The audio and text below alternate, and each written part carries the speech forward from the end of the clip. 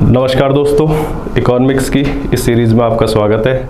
अभी तक अपन ने इकोनॉमिक्स के जो भी सेकंड चैप्टर है वहाँ तक पहुँच चुके हैं और सेकंड चैप्टर का जो फर्स्ट पार्ट था उसमें अपन ने कुछ चीज़ें देखी थी और वो चीज़ें थी, एक तो इकोनॉमिक्स की डेफिनेशन देखी थी।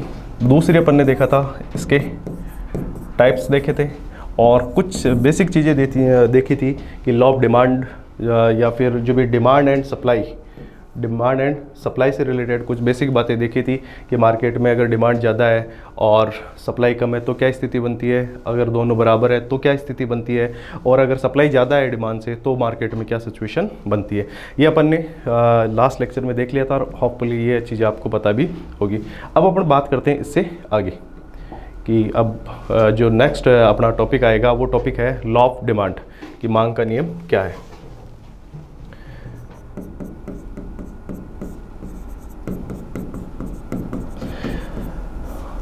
लॉ ऑफ डिमांड,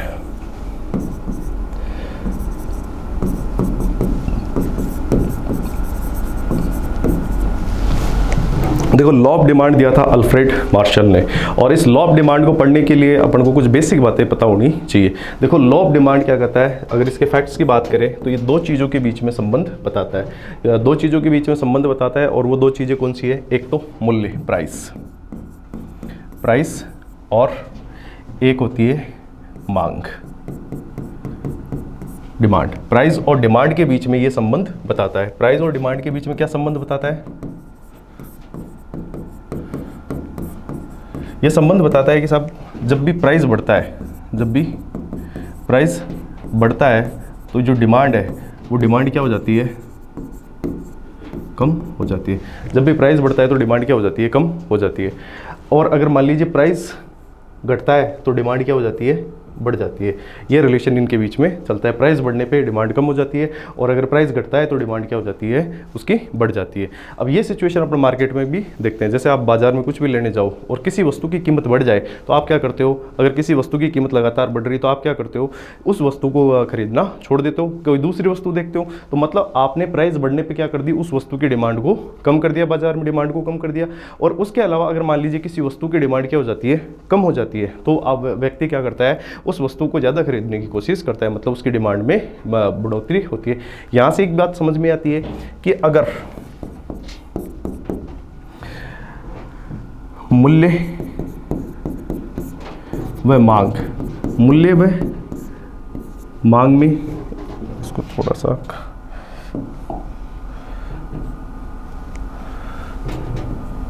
मूल्य व मांग में सकारात्मक संबंध होता है। सकारात्मक संबंध होने का नेगेटिव रिलेशन होता है।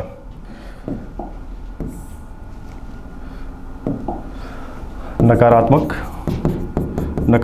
संबंध होता है। नकारात्मक संबंध होने का मतलब क्या है कि अगर प्राइस बढ़ रहा है तो डिमांड क्या हो रही है, प्राइस बढ़ रहा है तो डिमांड घट रही है। और अगर प्राइस घट रहा है तो जो डिमांड है वो डिमांड क्या हो रही है, बढ़ रही है।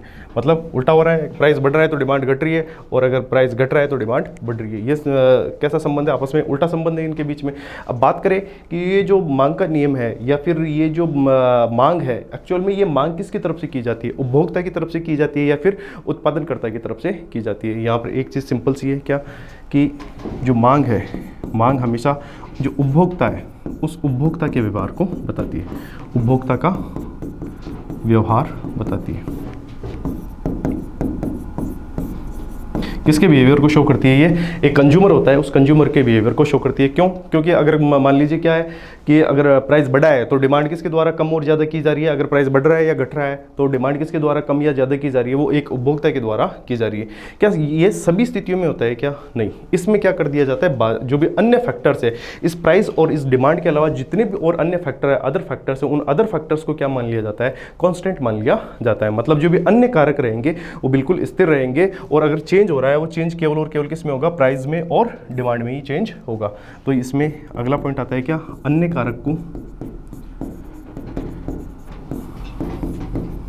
कारक स्थिर होंगे।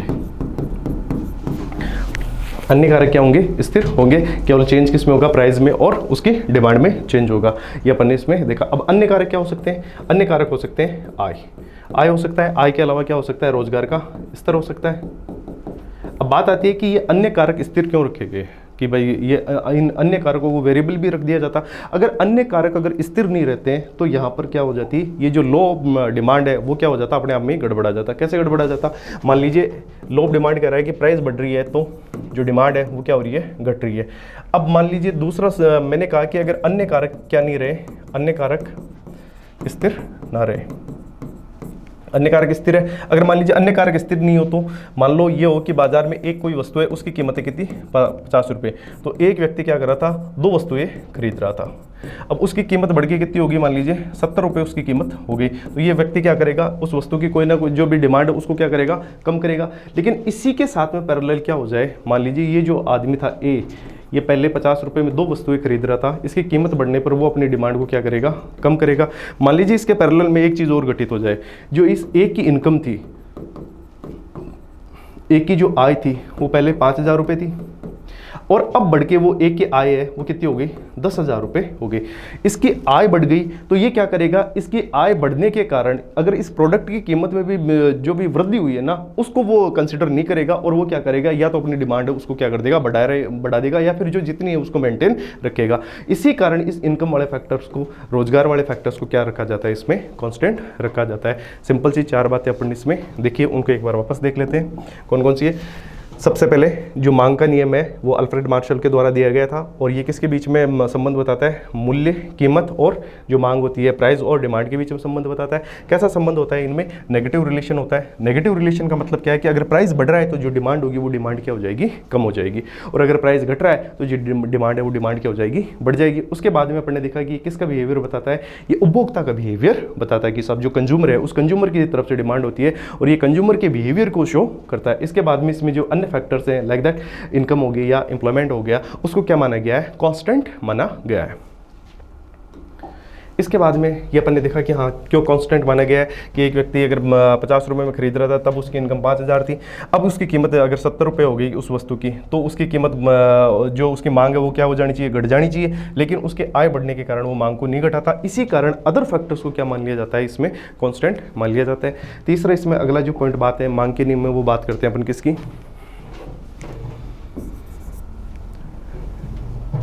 कि जो मांग के नियम का वक्र है,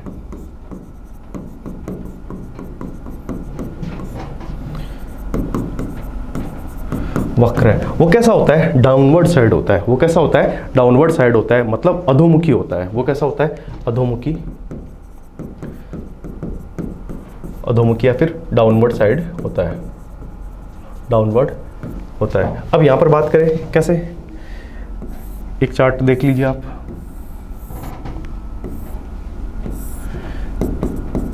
ये प्राइस है, ये डिमांड है। प्राइस किस में, 100 रुपये।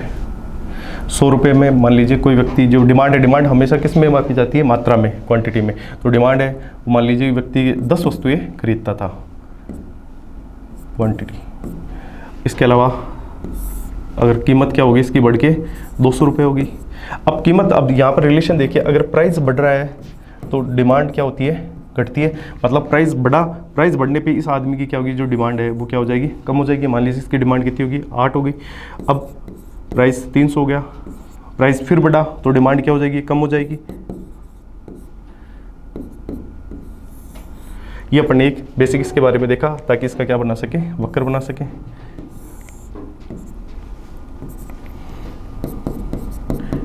एक्स पे प्राइस आ जाएगा और यहाँ पर क्या आ जाएगी, इसकी डिमांड आ जाएगी। ये कोऑर्डिनेट 0 0 होते हैं।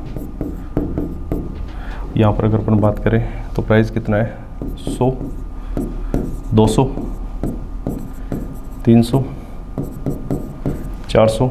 इधर देखें डिमांड कितनी, 2, 4, 6, 8 और 10।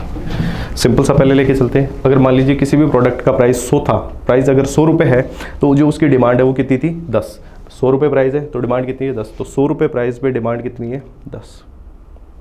इसके बाद में अपन देखते हैं कि प्राइस बढ़ा और 200 रुपये, 200 रुपये होने पे डिमांड कितनी है 8, तो 200 रुपये होने पे डिमांड कितनी आ जाएगी ये 8। इसके बाद में फिर प्राइस बढ़ा 300 और डिमांड कितनी है 6, तो डिमांड आ जाएगी, ये प्राइस आ गया इधर और ये डिमांड आ गई, तो ये कितना हो गया 6 पे। फिर प्राइस बढ़ा 400 रुपये और फिर डिमांड हो गई कितनी 4 वस्तुओं की डिमांड, तो ये 400 पे 4। अब यहाँ से अपन देखें तो इसका ये जो ग्राफ है वो कैसा गया यू डाउनवर्ड साइड। इसी कारण जो मांग के नियम का जो भी ग्राफ होता है वो कैसा होता है, इधर से यूँ देखा जाता है ग्राफ कैसा जा रहा है, तो ये ग्राफ कैसा है डाउनवर्ड साइड है। सिंपल अपन ने क्या पढ़ा है मांग का नियम।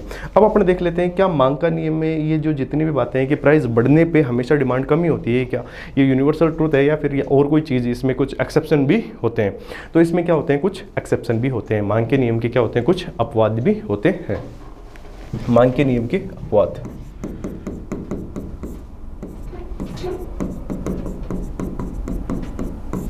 मांग के नियम के अपवाद, exception of the law of demand, exception of law of demand, मांग के नियम के अपवाद कि साहब मांग का जो नियम है उस मांग के नियम का जो भी अपवाद है वो कौन कौन से होते हैं। तो कुछ एक बेसिक इसमें अपन देख लेते हैं। एक तो है कौन से गिवन गुड्स, गिवन गुड्स इनको बोलते हैं दूसरे नाम से वैकल्पिक वस्तुएं या फिर इन्फीरियर गुड्स या फिर इन्हें घटिया वस्तुएं के नाम से भी जाना जाता है।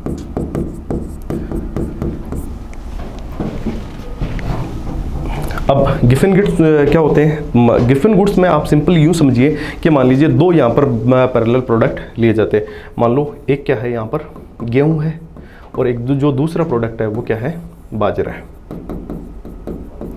यहाँ पर ये देखा जाता है कि इस गेहूं की तुलना में अगर इस गेहूं की कीमत बढ़ रही है तो जो लोग हैं वो अपनी डिमांड किस पे शिफ्ट कर देंगे, बाजरा पे शिफ्ट कर देंगे। और बाजरा पे शिफ्ट करने पे बाजरा क्या है इसकी तुलना में एक घटिया वस्तु है तो इसकी कीमत भी क्या होगी कम होगी। इसकी कीमत कम होगी तो लोग क्या करेंगे अपनी डिमांड को यहाँ से कहाँ शिफ्ट कर देंगे, इधर शिफ्ट कर देंगे। इधर डिमांड शिफ्ट करने पर इसका प्राइस बढ़ रहा है लेकिन इसकी तुलना में वो प्राइस कम होगा तो लोग प्राइस बढ़ने पर भी अपनी डिमांड बढ़ाएंगे। इसको सिंपल यूँ देख लेते हैं एक बार।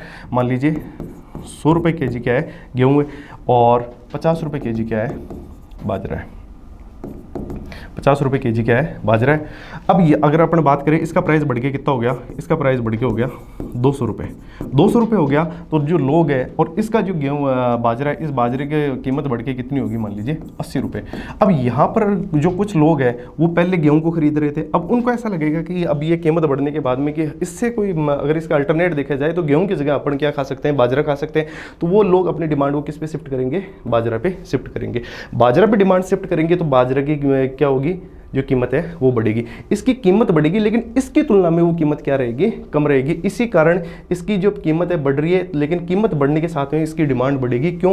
क्योंकि इसके तुलना में जो इन्फीरियर गुड है वो क्या है इससे अभी भी सस्ता है। सिंपल यूँ समझ लीजिए आप कि दो वस्तुओं में अगर एक घटिया वस्तु होती है तो इसकी एक की कीमत बढ़ने पर लोगों की डिमांड इधर शिफ्ट हो जाती है और इसकी कीमत इसकी तुलना में बहुत ज़्यादा कम होती है। तो अगर इसकी कीमत बढ़ती भी है तो लोग अपनी डिमांड को बढ़ाएंगे। क्यों? क्योंकि ये बहुत ज़्यादा इससे महंगा रहता है।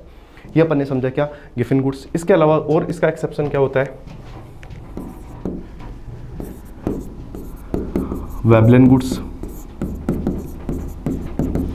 वेबलेन गुड्स में आप यूँ समझ लीजिए जैसे गोल्ड हो गया, ज्वेलरी हो गई या फिर जो सामाजिक प्रतिष्ठा की वस्तुएं होती हैं उनकी कीमत बढ़ने पर भी लोग क्या करते हैं अपनी डिमांड को कम नहीं करते हैं। इसके अलावा लग्जरी गुड्स विलासिता की वस्तुएं,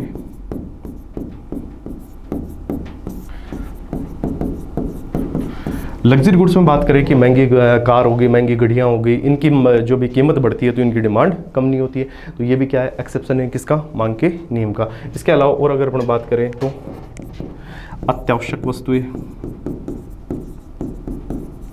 एसेंशियल गुड्स। एसेंशियल गुड्स में बात करें तो आ जाता है जैसे दवाई हो गई, साल्ट हो गया और जो भी आटा हो गया, जो जितनी भी ये चीज़ें होती है जो भी जीवन के लिए आवश्यक होती है उन सभी की कीमत बढ़ती है तो लोग अपना जो भी डिमांड है वो कम नहीं करते। इसके अलावा जो भी मादक पदार्थ हो गए, लिकर हो गई शराब हो गई, इनकी भी कीमत बढ़ने पे जो डिमांड है वो अफेक्ट नहीं होती है। सिंपल अपने को ये समझना है मांग का नियम। मांग का नियम अगर मैं इन शॉर्ट बात करूं, प्राइस और डिमांड के बीच में रिलेशन बताता है। कैसा रिलेशन बताता है? नेगेटिव रिलेशन बताता है कि साहब प्राइस बढ़ रहा है तो डिमांड क्या होगी? कम होगी। प्राइस बढ़ा तो जो डिमांड है वो कम हुई, और अगर प्राइस घटा तो जो डिमांड है वो क्या हो जाएगी? बढ़ जाएगी। नेगेटिव रिलेशन होता है।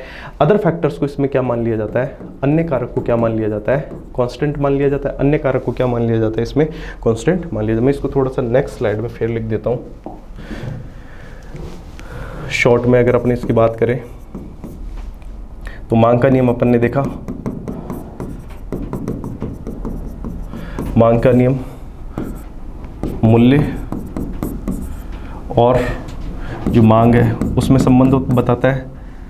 अगर प्राइस बढ़ रहा है तो डिमांड घट जाएगी, प्राइस घट रहा है तो डिमांड क्या हो जाएगी? बढ़ जाएगी। सिंपल पहला पॉइंट। दूसरा पॉइंट अपन ने बात किया कि इसके जो भी अन्य कारक रहेंगे वो क्या रहेंगे? स्थिर रहेंगे। अन्य कारक अदर फैक्टर्स आर कांस्टेंट। इसमें अपन ने देखा था क्या? जैसे आय हो गई या फिर रोजगार का स्तर हो गया, उसको क्या मान लिया जाएगा? कांस्टेंट मान लिया जाएगा। तीसरी चीज़, ये किसके व्यवहार को बताता है? ये उपभोक्ता के व्यवहार को बताता है। क्यों? क्योंकि डिमांड किसकी तरफ से की जाती है? उपभोक्ता की तरफ से की जाती है। इसके अलावा अगर अपन बात करें चौथे पॉइंट की अगर अपन बात करें तो यहाँ पर आता है कि जो भी उपभोक्ता के व्यवहार को बताता है। इसके अलावा जो भी इसका वक्र होता है वो इसका वक्र कैसा होता है? अधोमुखी होता है, डाउनवर्ड साइड होता है। अधोमुखी होता है, डाउनवर्ड साइड इसका क्या होता है? वक्र होता है। ये अपन ने ये चीज़ें इसके बारे में मांग के नियम के बारे में देखी। और इसमें फिर अपन ने जो पांचवा पॉइंट देखा वो देखा था कि इसके अपवाद इसके कई बार पूछ लिए जाते हैं कि निम्न में से कौन सा मांग के नियम का अपवाद है। तो आप इसके नाम भी याद रख सकते हैं। गिफिन गुड्स, इसके अलावा वेबलेन गुड्स,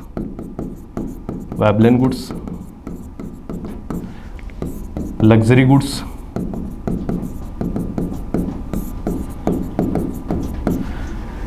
गुड्स, के अलावा आप अत्यावश्यक वस्तुएं,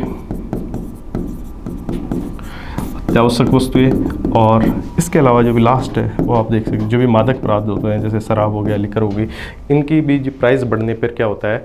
डिमांड कम नहीं होती है। अपवाद का मतलब ये होता है कि इस नियम को फॉलो नहीं कर रहे हैं, ये इस नियम को फॉलो नहीं करे। इस नियम को फॉलो नहीं करने का मतलब क्या है कि मान लीजिए प्राइस बढ़ाए तो ये अपनी डिमांड को कम नहीं करे, और प्राइस घटाए तो ये अपनी डिमांड को बढ़ा नहीं रहे। या सोचो मतलब ये नियम इस पर सामान्यतः लागू नहीं होगा। यस और नो, ये अपन ने देखा है सिंपल किसके बारे में? मांग के नियम के बारे में। अब अपन आगे बात कर लेते हैं। दूसरा जो भी इसका इंपॉर्टेंट टॉपिक है वो कौन सा है? आपूर्ति का नियम। होपफुली आपको ये मांग का नियम समझ में आया होगा। अगली बात करें आपूर्ति के नियम की, लॉ ऑफ सप्लाई। आपूर्ति का नियम,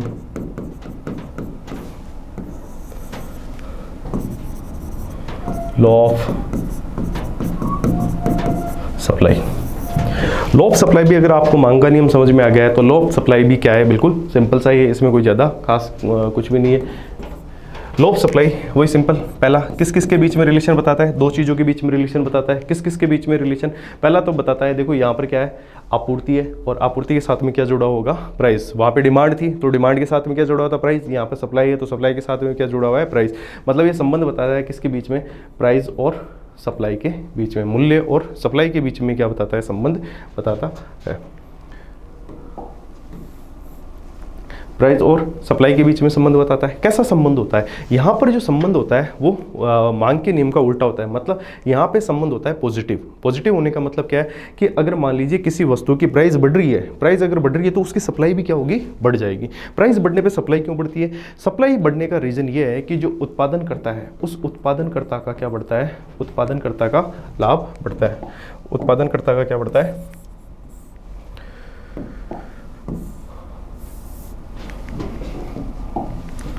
उत्पादनकर्ता का क्या बढ़ता है? लाभ बढ़ता है। उत्पादनकर्ता का लाभ बढ़ता है। जैसे मान लीजिए आपकी कोई भी फैक्ट्री है, आप उत्पादन करता हो, आप बोतल बनाते हो अपनी फैक्ट्री में। बोतल बनाने पे आपने देखा कि सब मार्केट है, मार्केट में क्या हो गया? आपकी जो बोतल है उस बोतल की क्या हो गई है? उस बोतल की कीमत बढ़ गई, उस बोतल का क्या हो गया, प्राइस बढ़ गया। इसमें भी क्या, जैसे लो ऑफ डिमांड है वैसे इसमें भी जो भी अन्य कारक हैं उनको क्या मान लिया जाता है, स्थिर मान लिया जाता है। अगर प्राइस बढ़ा है तो इसका मतलब आपका क्या बढ़ेगा, प्रॉफिट भी बढ़ेगा। प्रॉफिट बढ़ेगा तो आप मार्केट में, भाई आपकी फैक्ट्री है, आप क्या बना रहे हो, बोतल बना रहे हो, और आप बोतल बढ़ा रहे हो तो आपका क्या प्राइस बढ़ा है, प्राइस बढ़ने पे आपका प्रॉफिट मार्जिन भी बढ़ा है। प्रॉफिट मार्जिन बढ़ने पे आप क्या करोगे, क्या सप्लाई को कम करोगे या फिर ज़्यादा करोगे, भाई प्रॉफिट बढ़ रहा है तो आप अपनी सप्लाई को क्या करोगे, बाजार में बढ़ाओगे। तो इसी कारण बाजार में सप्लाई बढ़ाई दी जाती है, और इसी कारण इनमें रिलेशन जो होता है वो कैसा होता है, पॉजिटिव रिलेशन होता है कि प्राइस बढ़ने पे उत्पादनकर्ता का लाभ बढ़ता है, जिसके कारण वो मार्केट में क्या बढ़ा देता है, सप्लाई बढ़ा देता है। ये सिंपल सी बातें हैं, वो किसकी है, आपूर्ति के नियम की। को वन बाय वन अपन देख लेते हैं। किसके बीच में संबंध बताता है, ये मूल्य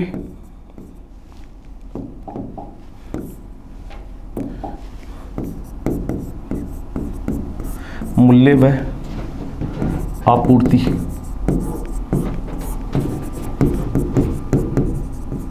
आपूर्ति के मध्य संबंध बताता है। मूल्य व आपूर्ति के मध्य क्या बताता है, संबंध बताता है।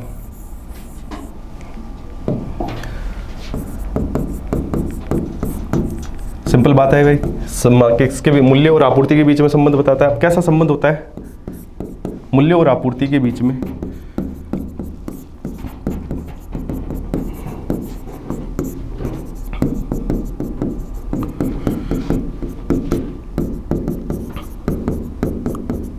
सकारात्मक पॉजिटिव रिलेशन होता है। सकारात्मक होने का मतलब क्या है कि अगर प्राइस बढ़ रहा है तो जो सप्लाई होगी वो सप्लाई भी बढ़ेगी। प्राइस बढ़ रहा है तो क्या बढ़ेगी, सप्लाई भी बढ़ेगी। प्राइस घट रहा है तो सप्लाई भी घटेगी, प्राइस घट रहा है तो सप्लाई भी घटेगी। यहाँ से एक चीज़ समझ में आ जानी चाहिए आपको कि ये ऐसा हो क्यों रहा है, प्राइस बढ़ने पे सप्लाई बढ़ाई क्यों जा रही है। कि इस वजह से बढ़ाई जा रही है कि जो उत्पादन करता है, इस उत्पादनकर्ता का क्या बढ़ता है,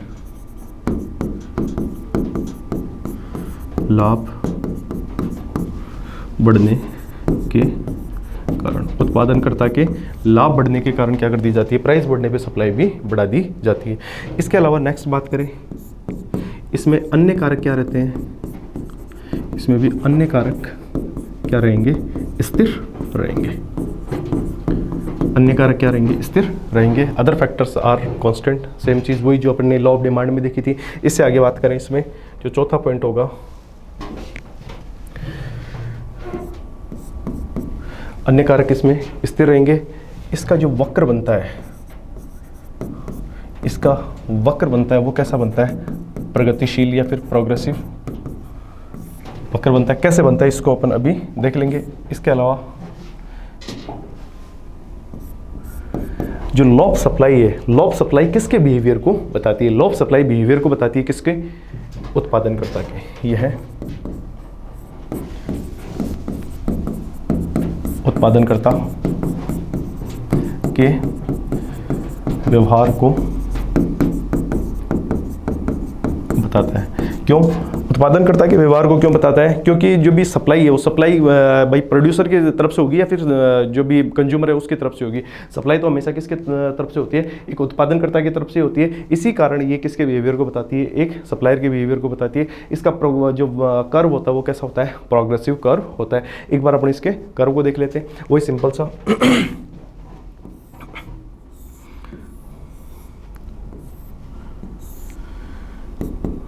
प्राइस एंड सप्लाई।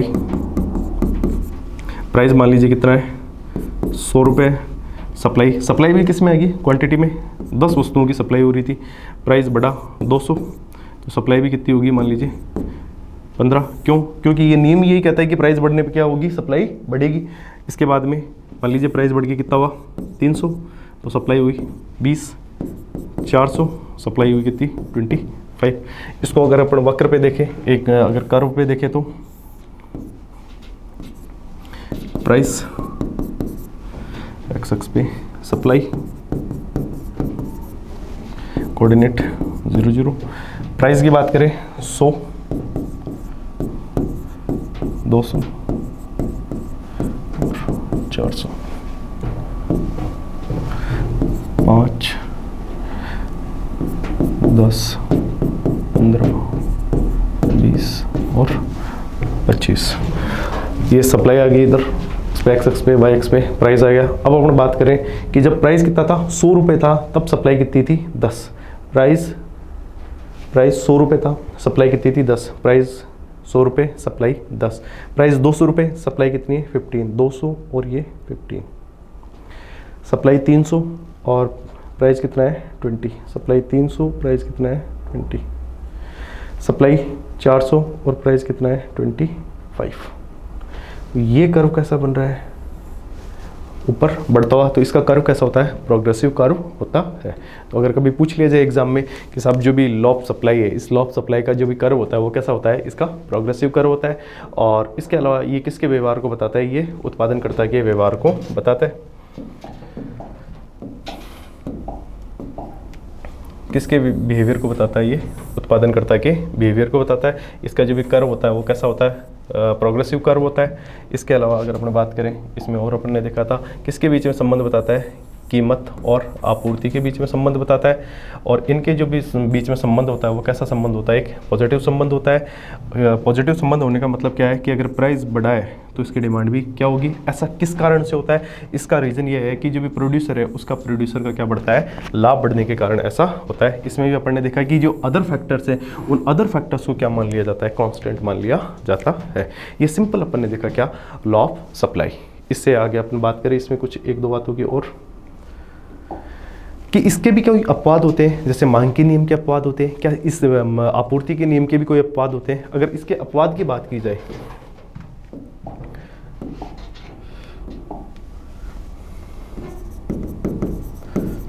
आपूर्ति के नियम के अपवाद,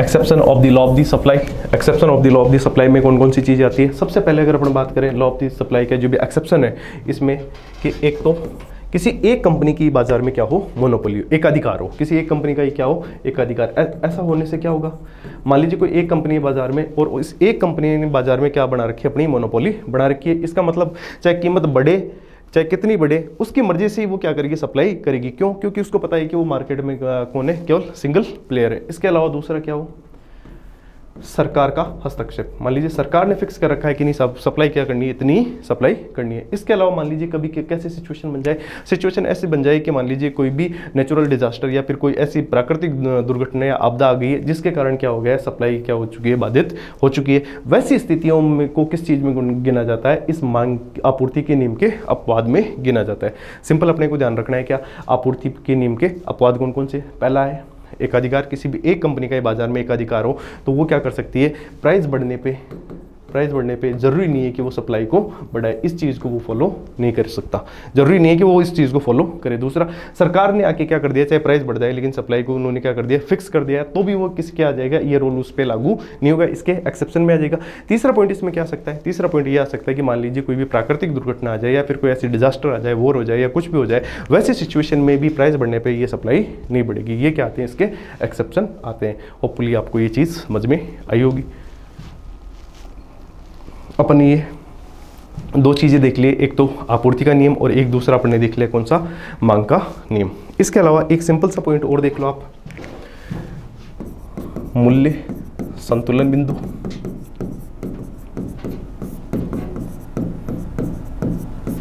मूल्य संतुलन बिंदु क्या होता है, यहाँ पे प्राइस है और यहाँ पे क्वांटिटी है, मात्रा क्वांटिटी है, और यहाँ पर क्या है, कीमत है।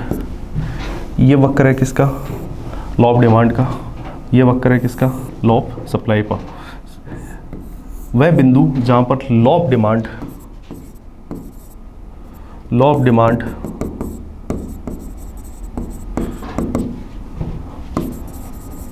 लॉ ऑफ सप्लाई के बराबर हो जाए, वह बिंदु मूल्य संतुलन बिंदु कौन सा होता है, वह बिंदु जहां पर मांग का नियम आपूर्ति के नियम का के बराबर हो जाता है, उस बिंदु को क्या कहा जाता है, मूल्य निर्धारण बिंदु कहा जाता है। मतलब यहाँ पर ये मूल्य निर्धारण बिंदु क्या होगा, ये पॉइंट होगा। यस और नो। अगर कभी सिंपल सा ही पूछ लिया जाए, मूल्य निर्धारण बिंदु कहाँ पर स्थित होता है, जहाँ पर मांग का नियम और आपूर्ति का नियम क्या हो जाता है, बराबर हो जाता है, वो बिंदु प्राइस डिसाइडिंग पॉइंट होता है। यस और नो। अगर इसको असंतुलन की स्थिति कब बनती है, जब इन दोनों में क्या हो जाए, ये रिलेशन गड़बड़ा जाए, मतलब मांग का नियम और आपूर्ति का नियम जब दोनों बराबर नहीं हो, तब उस स्थिति में क्या होता है, मूल्य संतुलन बिंदु ऊपर नीचे हो जाता है। यस और नो। मूल्य संतुलन बिंदु कहाँ पर होता है, जहाँ पर लॉ ऑफ डिमांड और लॉ ऑफ सप्लाई क्या होती है, इक्वल होती है। एक तो सिंपल सा पॉइंट अपन ने ये देखा। एक अपन देख लेते हैं इसमें सिंपल सा एक पॉइंट और है, वो पॉइंट है कौन सा, उत्पादन के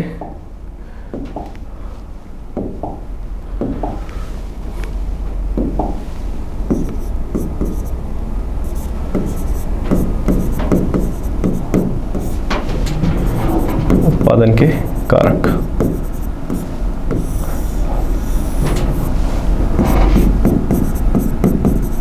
factor of D, factor of production. Factor of production का मतलब कि माइक्रो इकोनॉमिक्स है वो ये कहती है कि साहब अगर आपको किसी भी वस्तु का क्या करना है, उत्पादन करना है, अगर किसी भी वस्तु का उत्पादन करना है तो उसके लिए आपके पास में कम से कम कितनी चीज़ें होनी चाहिए, 4 चीज़ें होनी चाहिए। अब वो 4 चीज़ें कौन कौन सी है जो उत्पादन को निर्धारित करती है, वो है भूमि, लैंड, लेबर, श्रम, पूंजी, कैपिटल, उद्यमिता या एंटरप्रेन्योरशिप। मतलब अगर आपको क्या करना है, कहीं पर भी कोई भी उत्पादन करना है, अपनी फैक्ट्री लगाना है, तो बेसिक से ये 4 चीज़ें आप माइक्रो इकोनॉमिक्स के अकॉर्डिंग 4 चीज़ें आपके पास में होनी चाहिए कि फैक्ट्री लगानी है, फैक्ट्री लगाने के लिए आपके पास में क्या होनी चाहिए, भूमि होनी चाहिए। और उस भूमि पे आप क्या करो, ज़मीन पे आप अपनी फैक्ट्री लगाओ। फैक्ट्री लगाने के बाद में उसमें काम करने के लिए क्या होनी चाहिए, कुछ लोग आप उसमें काम करने के लिए होनी चाहिए। उसके अलावा आपको क्या करनी है, निवेश के लिए क्या होनी चाहिए, आपके पास में पूंजी होनी चाहिए। और उस निवेश करने के बाद में आप में क्या होनी चाहिए, उस बिजनेस को रन करने के लिए आपके पास में क्या होनी चाहिए, स्किल्स होनी चाहिए। तो ये 4 चीज़ें, जब इन 4 चीज़ों का कॉम्बिनेशन बनता है तो वो किस चीज़ को डिसाइड करते हैं, वो फैक्टर ऑफ प्रोडक्शन को डिसाइड करते हैं। सिंपल सा सवाल पूछा जा सकता है कि बताओ निम्न में से कौन सा उत्पादन का कारक नहीं है, तो 4 चीज़ें आपको पता होनी चाहिए, land, labour, capital and entrepreneurship. Land, labour, capital and entrepreneurship, ये है क्या, उत्पादन के कारक। इसके अलावा एक सेकंड पॉइंट इसमें और देख लेते हैं, जो इन्हीं से ड्राइव होता है। उत्पादन के कारक के अलावा एक होते हैं लागत के कारक।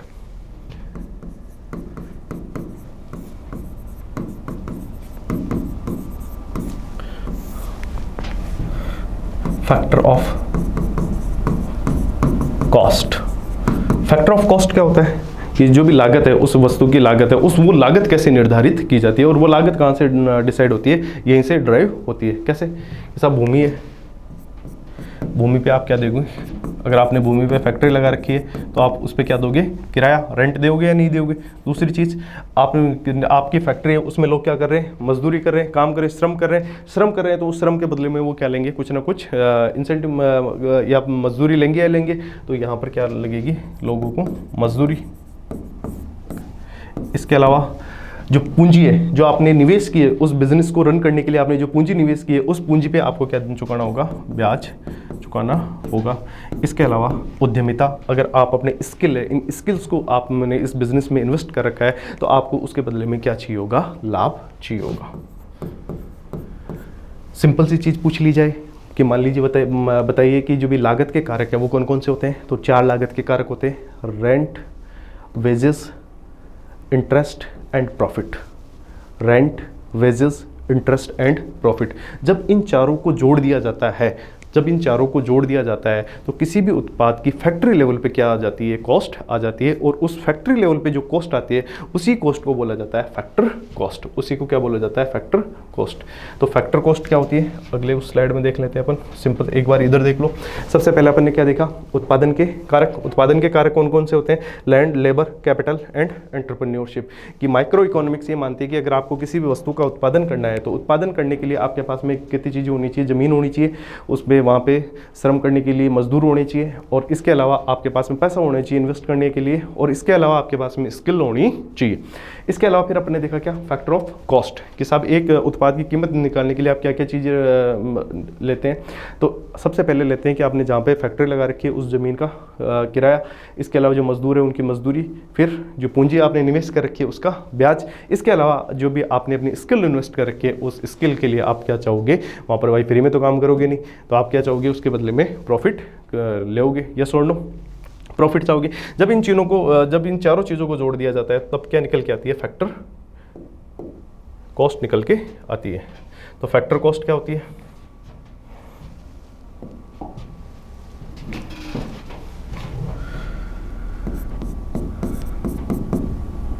फैक्टर कॉस्ट, फैक्टर कॉस्ट क्या होती है, फैक्टर कॉस्ट होती है किराया,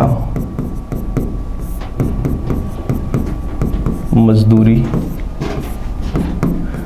ब्याज और लाभ। इन चारों चीज़ों को जोड़ दिया जाता है तो क्या निकल के आती है, फैक्टर कॉस्ट या फिर लागत मूल्य। ये तो आया क्या कि साहब, ये तो आ गई हमारे पास में कि फैक्ट्री है, उस फैक्ट्री पे अगर कोई भी उत्पाद बना, जैसे आपकी फैक्ट्री है, आपने उत्पाद बना दिया, उत्पाद बनने पे आप ये क्या आ गई है, इतनी कीमत आ गई। अब आप इस उत्पाद को क्या करना चाहते हो, बाजार में बेचना चाहते हो। उस उत्पाद को कहाँ पे बेचना चाहते हो, बाजार में बेचना चाहते हो। बाजार में बेचने, अगर जब भी आप इस उत्पाद को लेके जाओगे तो फिर एक प्लेयर आ जाता है, कौन, सरकार। सरकार आ जाती है। सरकार कहती है कि भाई आपने ये प्रोडक्ट बनाया, ठीक है, बहुत अच्छी बात है, तो अब हमारे को क्या चाहिए, इस पर टैक्स चाहिए, टैक्स दो आप इस पे। तो फिर क्या, जो भी बाजार में जो कीमत होती है वो कीमत क्या कहलाती है, बाजार मूल्य या फिर मार्केट प्राइस। अब वो कैसे निकाली जाती है, मार्केट प्राइस। मार्केट प्राइस निकाली जाती है कि साहब जो भी बाजार मूल्य होगा, बाजार मूल्य कैसे निकाला जाएगा कि साहब, ठीक है, आपके ये इन चारों चीज़ों को जोड़ दिया आपने तो आपकी क्या निकल के आई, लागत मूल्य, लागत मूल्य या फिर फैक्टर कॉस्ट निकल के आई। इस फैक्टर कॉस्ट में जब आप इस फैक्टर कॉस्ट को ले जाके बाजार में कहोगे कि साहब मेरे को क्या करना है, मेरा ये उत्पाद बेचना है, तो सरकार आती है। सरकार क्या कहती है, साहब इस पे क्या लगेगा, टैक्स लगेगा, टैक्स लगेगा। अब वस्तु और सेवाओं पे जीएसटी लगता है, तो वो कैसा होता है, अप्रत्यक्ष कर होता है। कैसा कर होता है, अप्रत्यक्ष कर। इसके अलावा कुछ उत्पादों पर सरकार क्या दे देती है, सब्सिडी दे देती है, तो उसको क्या कर दिया जाए, घटा दिया जाए। जब लागत मूल्य में अप्रत्यक्ष कर जोड़ दिया जाता है और सब्सिडी को घटा दिया जाता है, क्या निकल के आता है, बाजार मूल्य निकल के आता है। इसको यूँ देखें आप, अगर मैं एग्जांपल के थ्रू बताऊं, एग्जांपल के थ्रू अगर मैं बताऊं कि आपने अपनी फैक्ट्री में कोई प्रोडक्ट बनाया, 20 रुपये किराया दिया, 30 रुपये आपने मजदूरी दी, 10 रुपये ब्याज दिया और 10 रुपये आपने क्या किया, प्रॉफिट कमाया, तो इस ये टोटल निकल के आएगी क्या, फैक्टर कॉस्ट। फैक्टर कॉस्ट कितनी होगी, 30, 50, 70 रुपये, मतलब लागत मूल्य कितना आ गया, 70 रुपये। जब लागत मूल्य 70 रुपये आया तो अब आप जाओगे कहाँ पर, बाजार में। बाजार में जाओगे, बाजार में जाओगे तो आप देखोगे सरकार क्या मांगती है, टैक्स। भाई किसी वस्तु पे जब टैक्स लगाया जाएगा तो उसकी कीमत बढ़ेगी या घटेगी, बढ़ेगी, सिंपल सी बात है। तो सरकार कहती है कि साहब मेरे को क्या चाहिए, 10 रुपये इस पर अप्रत्यक्ष कर चाहिए कि मेरे 10 रुपये यहाँ पे इस पर टैक्स लूँगी। और फिर सरकार कहती है अपनी तरफ से कि मैं क्या कर देती हूँ, 2 रुपये की सब्सिडी दे देती हूँ। सब्सिडी सभी प्रोडक्ट में नहीं मिलती, जिन पे नहीं मिलती तो इसको क्या मान लिया जाता है, जीरो मान लिया जाता है। तब यहाँ पर अब इसकी जो भी मार्केट कॉस्ट है वो कैसे निकल के आएगी, 70 और 10, 80, 80 में से 2 गया 78। ये मार्केट प्राइस, ये इसकी फैक्टर कॉस्ट आ गई और ये इसकी मार्केट कॉस्ट आ गई। समझ में है आपकी बात भी है, होपफुली आपने ये समझ में आ जानी चाहिए। ये अपना जो सेकंड चैप्टर है वो क्या होता है, कंप्लीट होता है और आपने ये समझा होगा। सबसे पहले अगर मैं इन शॉर्ट अगर इसकी बात करूं, सबसे पहले अपन ने देखा कौन सा, मांग का नियम, मांग का नियम देखा। फिर अपन ने देखा आपूर्ति का नियम। फिर अपन ने देखा मूल्य संतुलन बिंदु।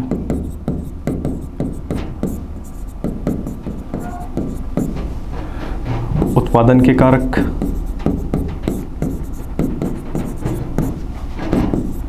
लागत के कारक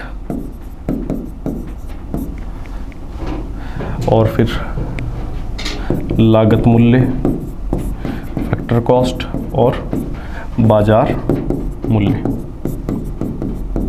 ये चीज़ें अपन ने क्या है इस लेक्चर में भी, इस वीडियो में अपन ने पूरी की है। सिंपल मांग का नियम किसके बीच में, प्राइस और डिमांड के बीच में संबंध बताता है। कैसा संबंध बताता है ये, नेगेटिव संबंध बताता है।